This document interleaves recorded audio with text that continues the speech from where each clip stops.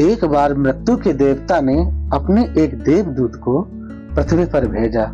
उन्हें एक स्त्री के प्राण लेने थे। जब वह देवदूत पृथ्वी पर पहुंचता है तो वह दुविधा में पड़ जाता है, क्योंकि उसने वहां पर कुछ ऐसा देखा जिससे वह अपने आप को संभाल नहीं पाया।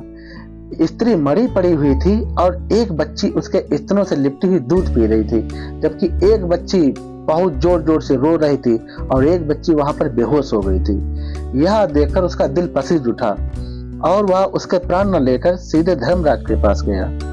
उसने धर्मराज से वहां की स्थिति बताई और हाथ जोड़कर बोला कि प्रभु, मैं उस बच्ची के प्राण नहीं लेकर आ पाया। अगर आप भी मेरी जगह होते तो आप भी यही करते। उन्होंने कहा, क्यों? कि वो ऐसी स्थिति थी। तब उन्होंने कहा कि तू कौन होता है भगवान के कार्य में बाधा डालने वाला?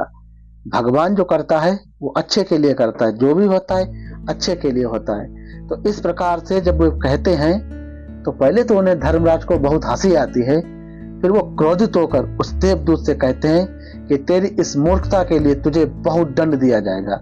अब तुझे पृथ्वी पर फेंक दिया जाएगा और जब तक तू 3 बार अपनी मूर्खता पर नहीं हंसेगा तब तक तू अपनी परिस्थिति से मोक्ष नहीं होगा, तब तक तुझे मुक्त नहीं किया जाएगा।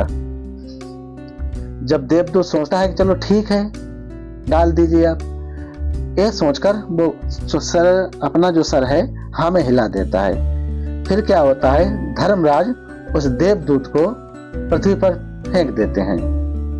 जब देवदूत जमीन पर पहुंचता है तो बिल्कुल फटे हाल होता है, उसके शरीर पर कपड़े भी नहीं होते हैं और उस समय बहुत जोरों की ठंड होती है। उसी समय एक मोची निकलता है।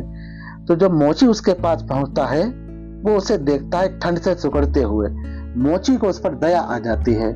वह मोची जो अपने बच्चों के लिए कपड़े लेने के लिए जा रहा था, वह उस आदमी के लिए, उस देवदूत के लिए कपड़े खरीद लेता है और कम्बल खरीद लेता है और उस कम्बल और कपड़े उस देवदूत को दे देता है। उससे कहता है, भाई ये ले, तू कपड़े पहन ले और एक बहुत जोरों की ठंड है। फिर वो कहता है कि तुमने कपड़ों का तो मेरा इंतजाम कर दिया है, लेकिन यहाँ पर मेरा कोई नहीं है, मेरे खाने पीने का भी कुछ इंतजाम हो जाता। तो वो कहते हैं, चलो कोई बात नहीं, ये कपड़े मैं अपने बच्चों के लिए लेकर जाने वाला था लेकिन मैंने तुझे दे दिए, चल तू मेरे घर चल।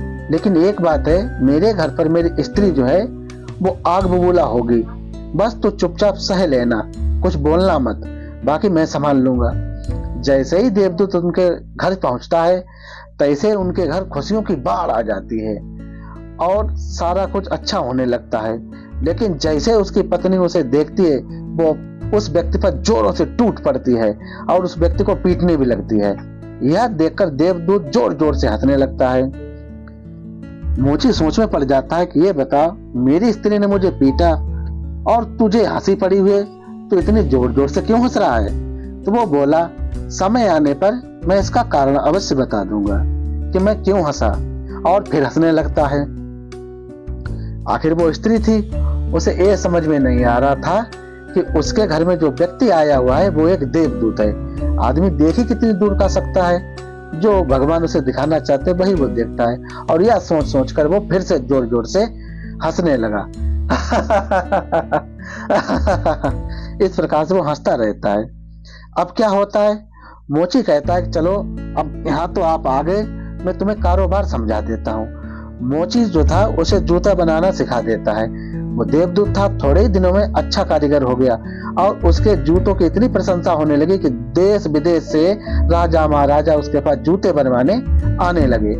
अब तो मोची के यहाँ धन का अंबार लगने लगा और बहुत ही कम दिनों में वो बहुत प्रसिद्ध हो गया। फिर एक बार की बात है कि एक बादशाह के यहाँ से एक व्यक्ति आया। उसने कहा कि ये चमड़ा बहुत ही अच्छी किस्म का है और इस चमड़े से राजा साहब के लिए जूते बनवाने हैं। बस ध्यान रखना कि जूते ही बनाने हैं, चप्पल मत बना देना। उस समय यह प्रथा थी कि जब भी कोई व्यक्ति मर जाता था तो उसे चप्पल पहना के ही जलाया जाता था। तो उसने कहा कि इससे सिर्फ जूते ही बनाना, चप्पल मत बना देना। उसने कहा ठीक है। मोची ने उसे अच्छे प्रकार से समझाया कि इसे जूते ने बनाकर चप्पल बना दी।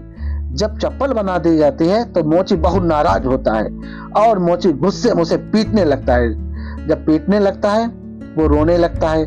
उसी समय राजा का एक दरबारी आता है और वो हाथ जोड़ के कहता है कि नहीं, राजा साहब तो मर गए, अब जूते मत बनाना, अब चप्पल ही बनाना।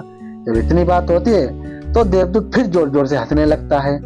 जब हंसने लगता है तो मोची उसके पैर पकड़ लेता है, बोलता मुझे क्षमा कर दो, मैंने आपको नाहक इतना मारा। तो वो कहता है इसमें तुम्हारी कोई गलती नहीं है, ये तो मैं अपना दंड भुगत रहा हूँ, इसमें तुम्हारी कोई गलती नहीं है, ये तो मेरा जो मुझे ईश्वर ने दंड का विधान दिया है वो ही मैं भुगत रहा हूँ। तो इतना कहकर फिर वो अपने काम में लग जाता है। दूसरी बार भी हंसता है, लेकिन वो उसे अपनी हंसी का कारण नहीं बताता है। इसके बाद वो सोचने लगता है